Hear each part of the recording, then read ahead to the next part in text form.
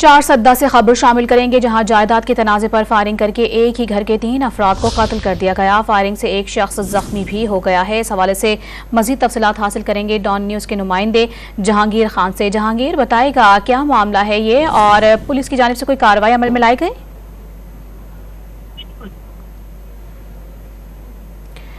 जहांगीर से राबता करने की कोशिश करेंगे। अपने नाज़रीन को बताएं कि चार सद्दा में जायदाद के तनाज़े पर फायरिंग करके एक ही घर के 3 अफराद को कत्ल किया गया है। जहांगीर, बताइएगा क्या तफसीलात हैं इस हवाले से?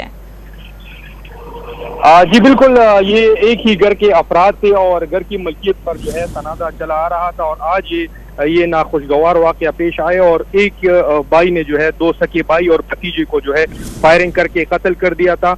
ये इससे पहले कई बार इलाका मुशरान ने जरगी भी किए, पुलिस की को भी दरख्वास्ती दे रखी थी, लेकिन आज जो है ये फायरिंग का वाक़या पेश आया।